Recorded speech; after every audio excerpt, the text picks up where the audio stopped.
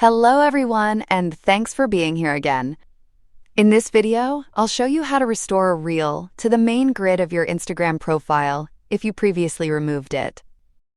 Maybe you hid the reel from your grid to tidy up your profile's appearance, but now you want to display it again among your other posts.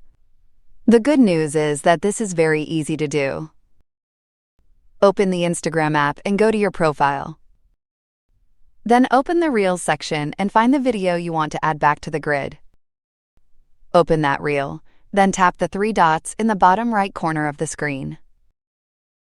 When the menu appears, select the option Add to Main Grid. After that, the video will immediately appear on your profile's main grid alongside your other posts. And that's it! Quick, simple, and no need to repost the video. If you found this tutorial helpful, please like the video and subscribe to the channel for more useful tips.